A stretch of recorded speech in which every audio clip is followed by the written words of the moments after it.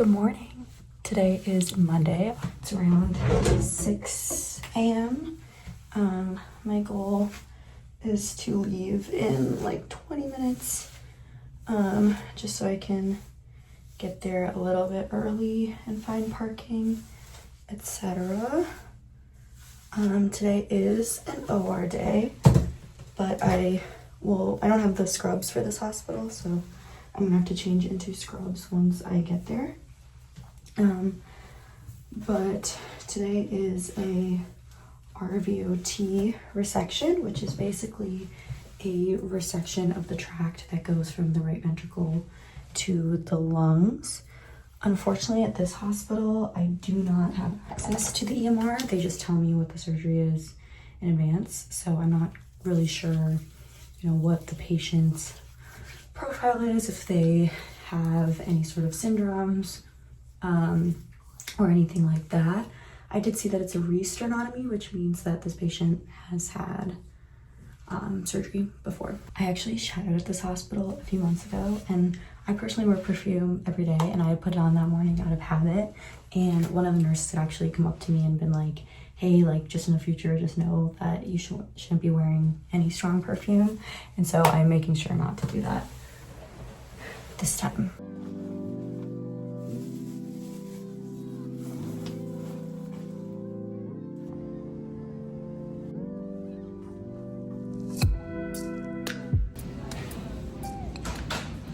I've been walking around for like 20 minutes trying to find where we put my jacket, and I can't find it. That was so stressful because my key for my locker is in this jacket, and I was trying to explain it to the nurses on where I was trying to go, and they literally looked at me like I was stupid. Okay, so it's like 4:30 right now. I just left the hospital. I'm still sitting in the parking garage, but it was a really cool day. I obviously could not film a lot in there just because of patient privacy. You can't film in patient areas, but my day started with sign out, so I got to sit in on the sign out in the ICU, which is basically when the night/weekend team signs out to the day team and they go through all of their patients. One thing that I personally did not know before I started rotations is that presentations are done differently in the ICU. When I was in my first and second year, they trained us on the classic SOAP format, your subjective, objective, assessment, and plan. But in the ICU, because these patients are so medically complex, they actually use a system by system format. So for one patient, they'll go through overnight events, anything critical that happened, any big changes, and then they'll go by system. So they'll go through all the neuro stuff and all the cardiovascular stuff and all the FEN stuff, etc., etc. And it's really, really in-depth management, obviously, because these patients are super sick. For me, it took a while to get used to that, and I'm still getting used to that. I haven't had to do a lot of presentations, thankfully, in the ICU, because it is just something I know I would really struggle with. But still, it's really cool to see that breakdown for patients. I personally lean towards really hands-on procedural surgical specialties, but I always think that if I change my mind or if I do go the medicine route, I could 100% see myself doing the ICU. I think it's just as fast-paced, and it's really cool to see patients who are so sick when they come in be so much better when they leave. And it's really like medicine in real time. You can see something in their blood pressure, give them medication, and you see the change right away, which is obviously very satisfying. So I love the ICU. Obviously, I'm sad for the patients that are there that are sick, but seeing them get better is so cool. After sign out, I got to get a little tour of the hospital and the OR space by one of the nurses, which was super appreciated. It's kind of med student core to get lost in the hospital, and that still happened, but I would argue that it happened less because I got that tour. After the tour, I went into the OR. Like I said, I do not have EMR access at this hospital, which makes looking up patients obviously very difficult. But like we talked about this morning, it was a redo operation. So I knew this patient had had an operation before. And they also were getting a relief of a RVOT obstruction, which made me think that it was probably a certain congenital condition, but I wasn't sure until I got there. basically this baby was born with a congenital heart disease called Tetralogy of Fallot. Out of all the cyanotic heart diseases, it's actually one of the more common, and I'll put in a picture here, but it's characterized by these 4 deformities, essentially.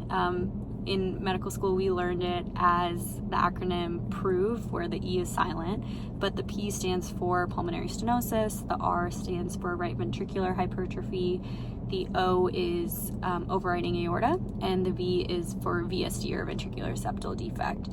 And so a lot of babies that are born with tetralogy, they undergo definitive repair between 3 to 6 months of life, and they actually do really, really well. This baby was one of them that did get repair early in life.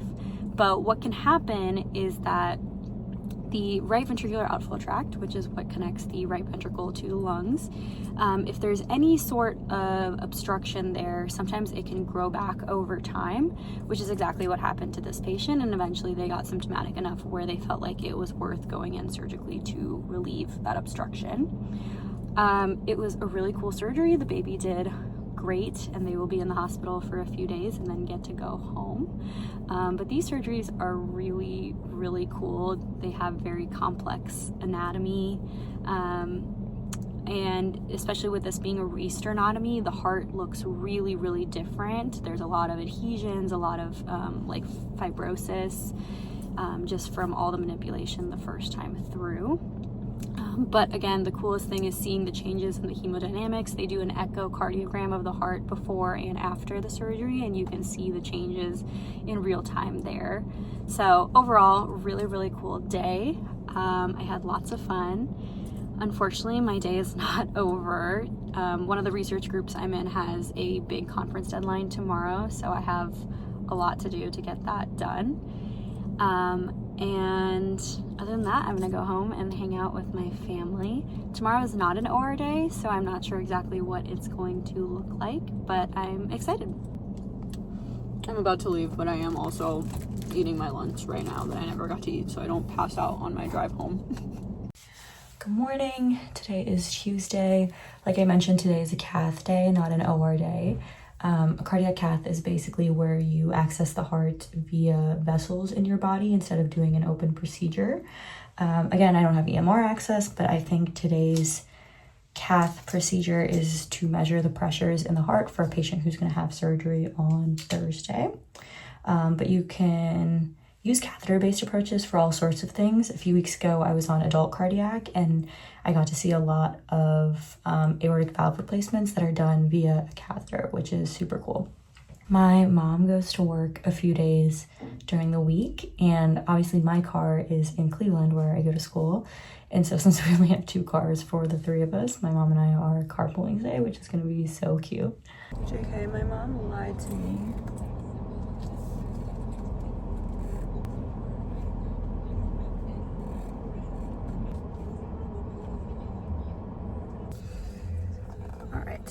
I have the reputation for not being the best driver ever because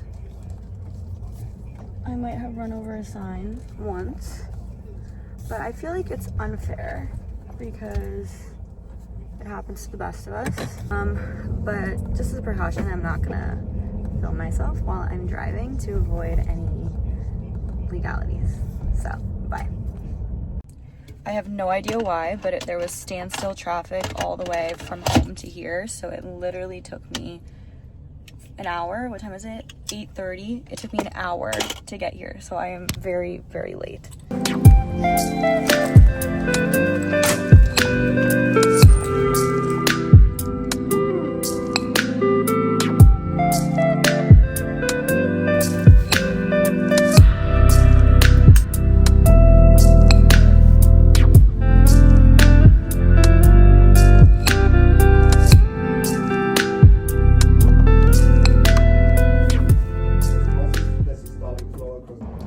Okay, it's 5:15. I just got back to my car. It's been a really cool day.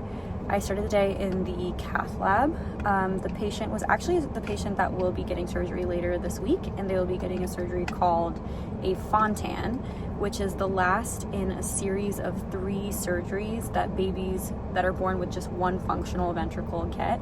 It's really, really cool because it's obviously the last stage of their surgeries and they do so well afterwards. But the cath today was just to check the pressures in their heart and close off any of the collateral vessels that can form just because of their long-standing hypoxemia. And then after that, I did some echoes with one of the cardiologists. Super fun. I am always so appreciative of people that are willing to teach regardless of, you know, what stage of training they're at, if they're a medical student, if they are a resident, fellow, attending, etc. Like when someone takes the time to sit down and explain something to you, it is so valuable, and it's truly the best way that I learn. And I genuinely like take something away from every single person who has sat down to teach me. I actually keep a list, especially with attendings that I've worked with. It's just like a personal list that I have of one thing that I learned from my time with them, and it's kind of cool to look back on it cumulatively and see like, oh, that's something that's second nature to me now, but at some point in time I didn't know that. So something fun to do if you're intrigued.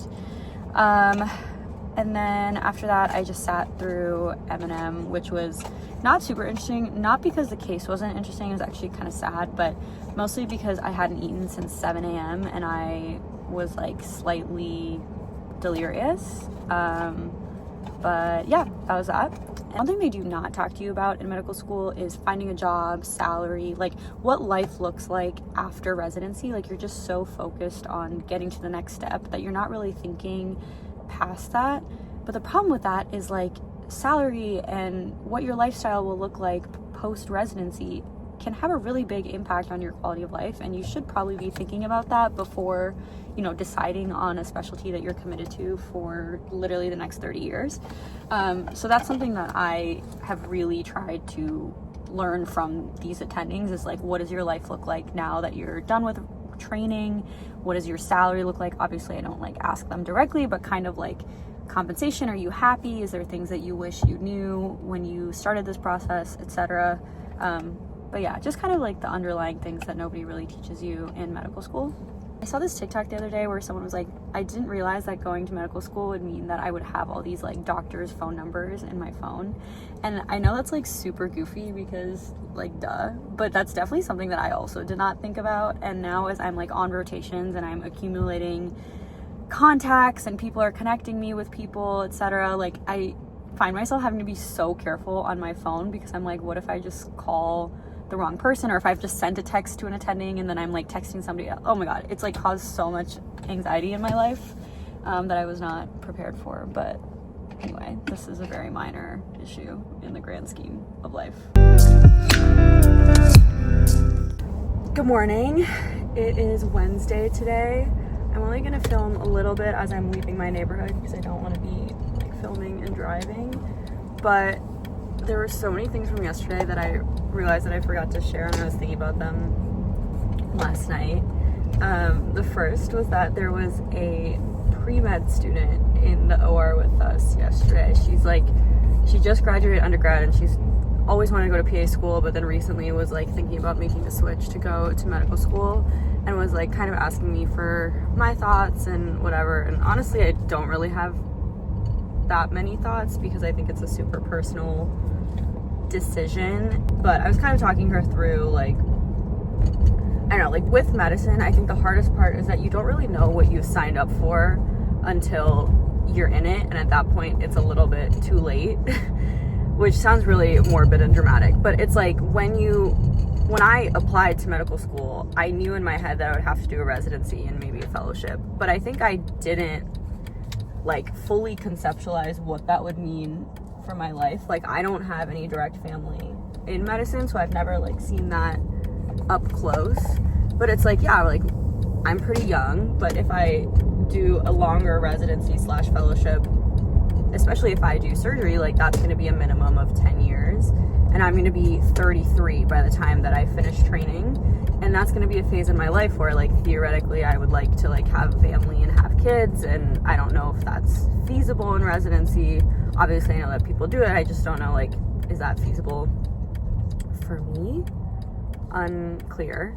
And just that like you're committing yourself to a lifetime of learning. You're constantly a trainee for many, many years. I don't know. It's just you have to have the endurance to do that, and I understand why people would not want to put themselves through that.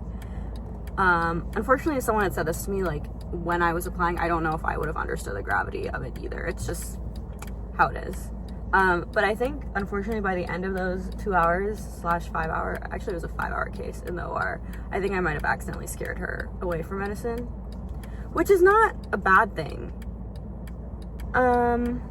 The other thing is that I'm having a little bit of an identity crisis because I've always gone to school out of state. Like, I went to undergrad out of state, I went to medical school now out of state, but now that I'm back in my hometown, they're like identifying me by where I go to medical school, so they keep calling me an Ohioan, but that's just like really messing with my identity because I've never been referred to that way ever in my entire life, and it's kind of horrific actually.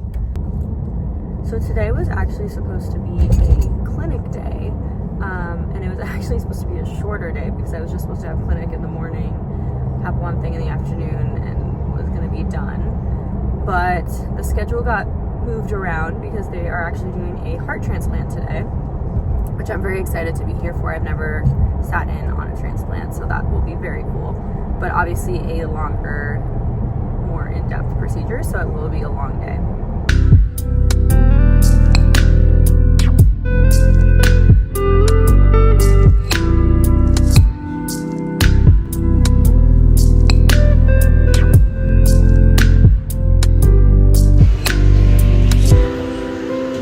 It's about 1 o'clock. We are waiting for the donor heart, so we have like a 30-minute break, so I'm actually going to get to eat lunch today.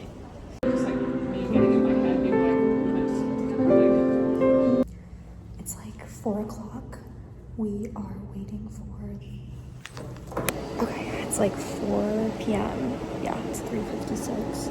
I am getting a little break because we are reperfusing the heart right now. This particular surgeon likes to reperfuse for half of the ischemic time, which is a little bit longer than other surgeons do, I'm told, but that's just his personal preference. Ischemic time is basically your time from when it was removed from the donor to when it was reperfused in the recipient. And so for this patient, it was like about an hour and 45 minutes. And so, or sorry, about 3 hours and 45 minutes. And so the reperfusion time is going to be half of that. So I have until about 4:30ish to just kind of hang out before we'll go back and take them off the bypass, make sure there's no bleeding, and finish up the operation. It'll probably be like 7, 8 o'clock by the time we are done.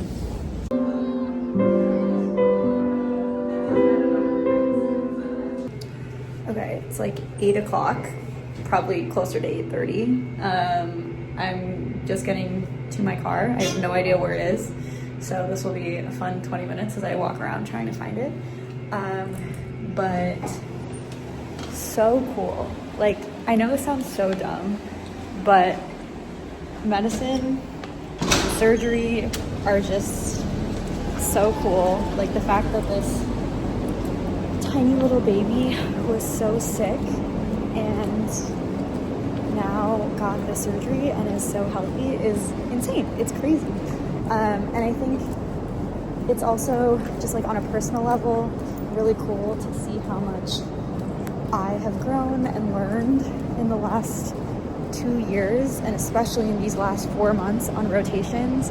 Like, I totally understand why people push for medical students getting clinical experience earlier on, because you really don't learn until you've seen it. And I know I just have like so much more to learn, but still, like 2 years ago I couldn't have told you anything about anything, and I still can't tell you anything about anything, but I can at least like follow along to what people are saying, which is so cool. I actually got to scrub into the end of that case and do some sutures and help close, which made it extra fun. This baby actually was left open. Normally we close the chest at an end of a procedure, but because this baby's so little and had such a big operation, they decided to leave the chest open, and they'll go back and close it in like 2 days or so. But yeah, I think those are my takeaways, which are that medicine is so cool, and getting the privilege to learn is exactly that. It's a privilege, and it's so hard, and the days are long, and I'm literally just in medical school, so I know that they're just gonna get longer and harder, and I'm rambling, but it is so cool. Like, this being your job is so cool, and even in like the worst moments, at the end of the day, like, you are helping someone and caring for someone, and especially in peds, like, you are bringing life to someone, bringing a lifetime to someone, which is something that a mentor had said to me once. Anyway, sorry, I'm like super rambly, probably a little hypoglycemic, but regardless, it was such a fun day, and I'm so grateful to have had the opportunity to see it. Another random point I want to bring up is my attending that I was with today wants to do a case report on this specific baby, and he had asked me if I had ever, if I had any experience with video editing, and obviously I did not tell him this, but I have been making stupid little vlogs, like silly little videos, since I was probably 14 years old. I remember on my old Instagram, I had a Finsta that all through high school, I would make these like really dumb, embarrassing vlogs. And then obviously in college, I made vlogs and I stopped for so long. But don't let anybody tell you that your stupid hobbies can't have some benefit on your life other than bringing you joy, because they can actually have implications elsewhere. Anyway, okay. Well, I'm probably, to be honest, going to end the vlog here, partially because I'm exhausted, but also because tomorrow's an OR day, and then Friday's kind of like a weird day with meetings and some random things, so I don't think it'll be that interesting to film anyway. But I hope this was like enjoyable to see, and even if nobody watches this, I hope for myself in 10 years when I'm doing whatever it is that I decide to do, that I look back on this and remember the joy that I once had and hopefully still have to some extent. And yeah, I think I will end it with that.